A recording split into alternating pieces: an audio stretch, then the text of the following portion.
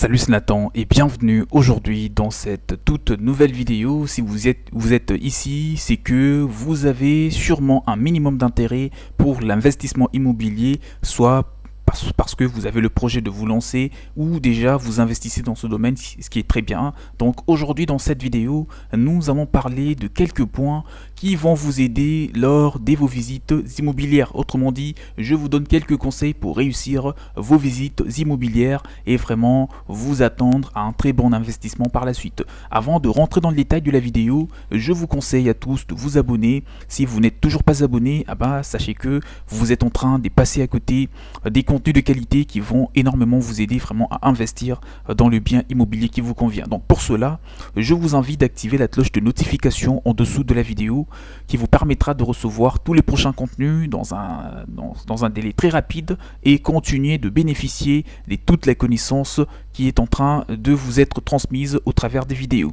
Si vous voulez vous faire accompagner afin d'investir dans l'immobilier, que ce soit en Europe, dans des pays européens, en France, en Belgique, au Royaume-Uni, en Espagne ou dans des pays africains ou même en Amérique, vous pouvez me contacter puisque nous sommes là. Il y a une grande équipe qui peut vous aider à investir dans l'immobilier dans plus de 150 pays.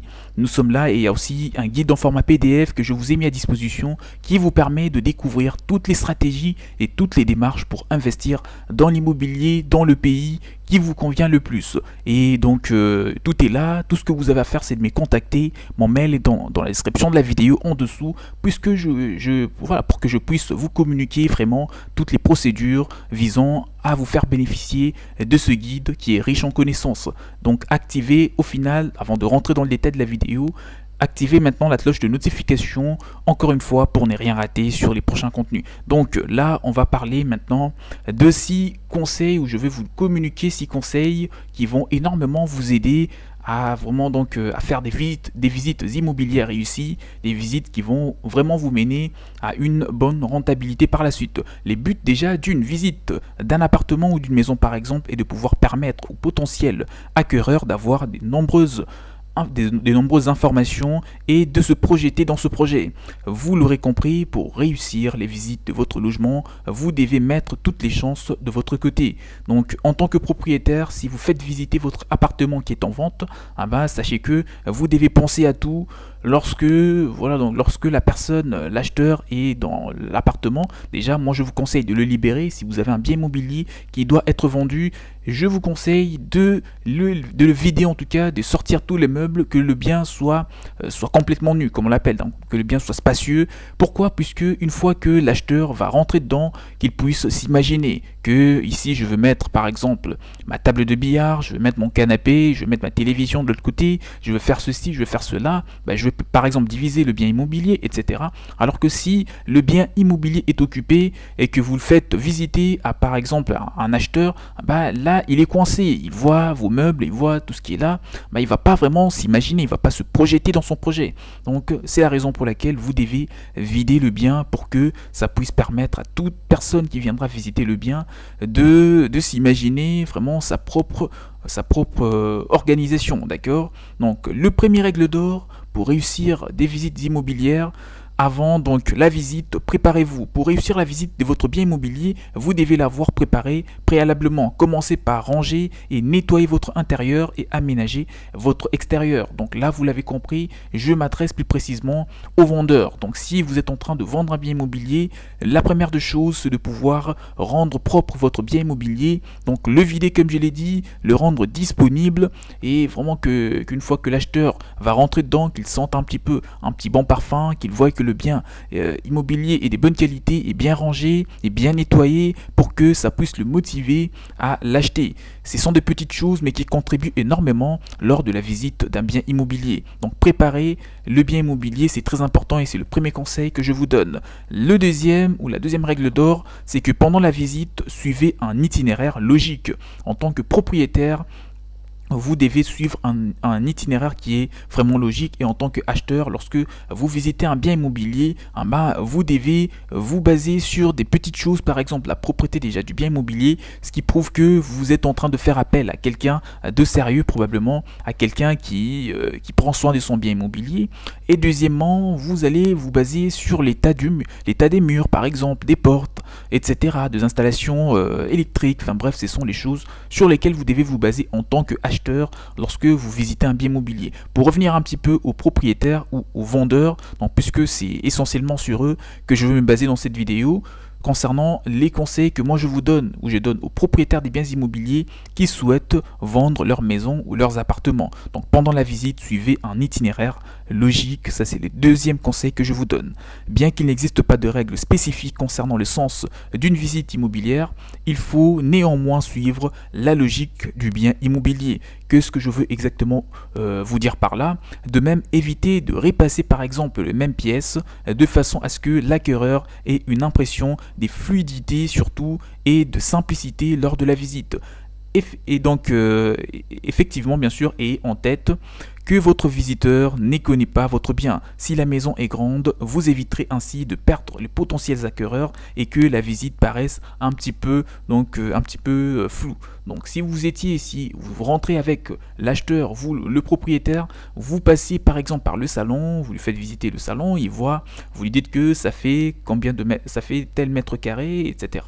Bah, vous lui montrez par exemple s'il y a des lustres, s'il y a telle ou telle chose, l'état du sol, l'état des murs. Après, vous rentrez dans les chambres, dans les couloirs. Vous n'allez pas, si vous avez déjà visité une chambre, vous n'allez pas revenir dans cette chambre, d'accord? Ça va un petit peu mettre l'acheteur dans le doute. Et surtout, peut-être qu'il y a un détail qu'il n'avait pas bien remarqué. Donc, le but, ce n'est pas de cacher un petit peu l'état de son bien immobilier, non, loin de là.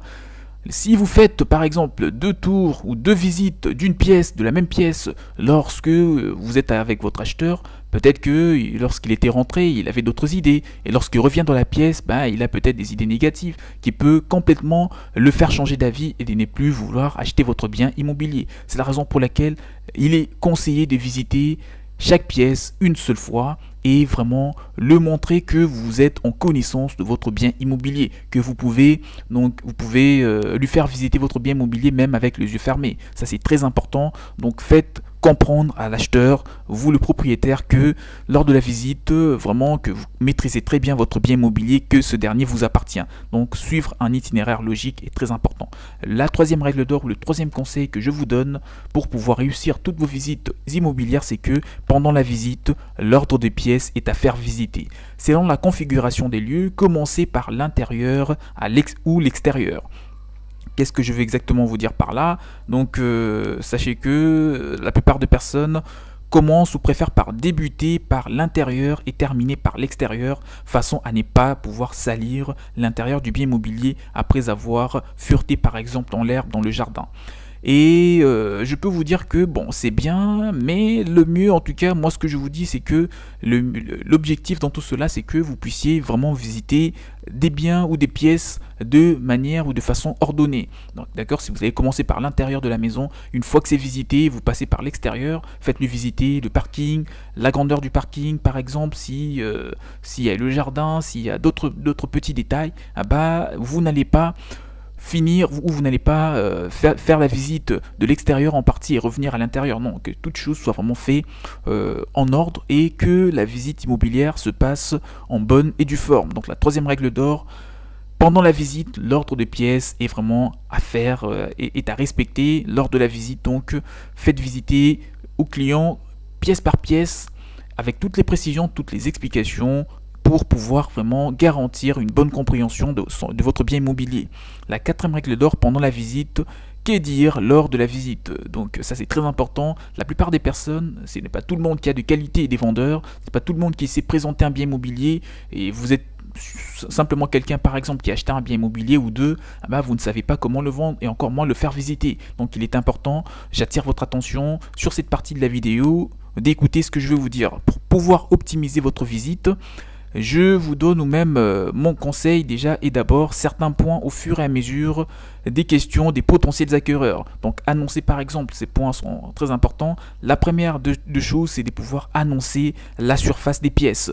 Comme je viens de le dire, donc une fois que vous êtes dans le salon, dites-lui que le salon fait, je sais pas moi, 10 ou 20 mètres carrés sur je sais pas combien.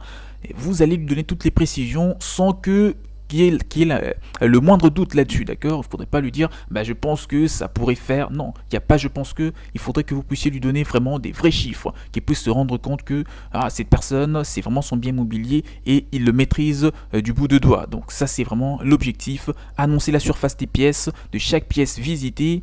Parler, si on parle de la buanderie, si on parle je sais pas moi, des cuisines, la salle de bain, etc., les chambres, vraiment donner toutes les précisions, donc annoncer la surface de chaque pièce. Parler aussi des éventuels travaux entrepris, notamment le double vitrage, l'électricité, la plomberie, l'isolation. Mettez en valeur votre bien immobilier si vous avez apporté, je sais pas moi, combien de travaux durant l'occupation de votre bien immobilier.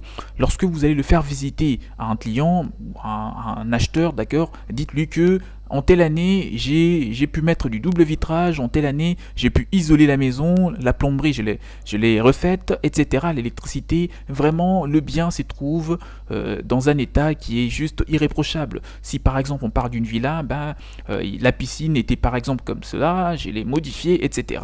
Donnez toutes les précisions possibles afin de mettre en valeur le bien immobilier et évoquez aussi les éventuels travaux de rénovation que vous envisagez de faire avant la finalisation de la vente. Mais là, je précise, soyez très attentifs. Les travaux de rénovation, si vous allez par exemple, si vous avez voulu refaire la porte d'entrée, ne les dites pas que j'ai voulu refaire la porte d'entrée parce que je vois que la porte elle est trop vieille. Peut-être que pour l'acheteur, pour lui, la porte n'est pas vieille. Mais pour vous, vous la trouvez vieille. Donc dites-lui que j'avais simplement voulu refaire par exemple la porte, dans le but de ne pas donner des arguments à votre acheteur qu'il puisse réduire le prix de vente de votre bien immobilier. Dites-lui que j'avais voulu par exemple refaire le sol parce que selon moi, j'ai voulu telle ou telle chose en plus que de ce qui est actuellement, dans le but de ne pas trop faire perdre la valeur ou donner des arguments à l'acheteur. En tant que vendeur, vous ne devez pas donner des arguments à l'acheteur qui fera par exemple faire baisser le prix de votre bien immobilier. Donc vous devez savoir quoi dire, les choses qu'il faut dire et quand les dire en tant que bailleur, en tant que propriétaire lorsque vous faites visiter un bien immobilier à un acheteur. La quatrième chose ou les quatrièmes conseils que je vous donne, c'est que quelle attitude devez-vous adopter lors de la visite, vous le propriétaire? Lors d'une visite, il est souvent difficile de savoir quelle posture adopter face à des personnes inconnues intéressées par l'achat de votre bien immobilier. Donc pour réussir à cette étape de la visite, je vous dis que la première des choses, c'est de pouvoir accompagner déjà les visiteurs sans pour autant être trop directif. Si vous le sentez à l'aise, d'accord, laissez-les visiter par eux-mêmes, d'accord, en les accompagnant simplement. S'ils se sentent par exemple un peu étrangers, guidez-le davantage et ouvrez-leur la porte, etc. Donnez quelques précisions, mais laissez-leur se projeter comme je l'ai dit. Regardez le bien immobilier, comme ça ils vont pouvoir s'imaginer comment est-ce qu'ils vont l'occuper. Et une fois la visite finie, proposez à votre visiteur de refaire seul un tour de la propriété afin d'avoir son idée à lui tranquillement. Donc c'est vraiment important, c'est cette attitude que vous devez adopter en tant que propriétaire lors de la visite de votre bien immobilier, donc lorsque vous faites visiter votre bien immobilier à quelqu'un. Et le sixième conseil que je vous donne, c'est que pendant la visite, fournissez un dossier de visite. Et c'est très important donc de fournir un dossier de visite. Pourquoi? Parce que ça va mettre davantage vraiment en confiance la personne qui est intéressée par votre bien immobilier, puisque les dossiers de visite incluent les informations clés concernant votre bien, montant par exemple de la taxe foncière, s'y trouve d'accord dans ce dossier, les factures de travaux effectués aussi, les comptes rendus, des diagnostics immobilières, on peut également le trouver, la taille des pièces, etc. Il y a énormément d'informations là-dedans. Cela vous permettra de répondre tout de suite, d'accord, aux questions de votre visiteur et témoignera de votre sérieux, que vous êtes quelqu'un de fiable, que vous êtes quelqu'un qui peut faire confiance, à qui il peut s'adresser vraiment, à qui il peut vraiment démarrer une collaboration et vous acheter votre bien immobilier. Là, c'était les 6 conseils que je vous donne, surtout en tant que propriétaire, lorsque vous avez le projet de vendre votre bien immobilier, que ce soit un appartement, une maison, que ce soit une villa ou même des biens immobiliers commerciaux comme des bureaux, etc. Ça pourrait énormément vous aider, ces 6 conseils, pour réussir toutes vos visites immobilières en tant que propriétaire. Et même, je pense que si vous êtes quelqu'un qui veut investir dans un bien immobilier, avec tout ce que je viens de vous dire, lorsque vous allez vous présenter en tant qu'acheteur, ça va également vous aider avec tout ce conseil. Mais ça s'adresse beaucoup plus aux propriétaires. Dans tous les cas, vous avez eu quelques conseils pour réussir efficacement les visites immobilières. Dites-moi dans le commentaire si vous avez des questions, des suggestions. Nous allons échanger et vous apporter davantage de la connaissance. N'oubliez surtout pas, si vous voulez réussir un investissement immobilier, il faudra que vous puissiez commencer par la formation. Pourquoi? Puisque vous allez découvrir les stratégies pour investir dans un bien de bonne qualité, où investir, quand investir et surtout à quel coût. Pour découvrir cela, et même si vous voulez vraiment obtenir un fonds d'investissement pour pouvoir vous lancer, je vous donne tous les conseils et toutes les astuces dans un guide qui est en format PDF qui vous réunit toutes les explications pour faire vos premiers pas dans l'immobilier. Si vous voulez en bénéficier, vous pouvez juste me faire un mail, c'est dans la description de la vidéo afin de vous communiquer toutes les procédures mises en place pour bénéficier de toutes ces connaissances. N'oubliez pas, activez maintenant la cloche de notification en dessous de la vidéo pour ne rien rater sur les prochains contenus qui seront publiés. On se dit à la prochaine, ciao ciao.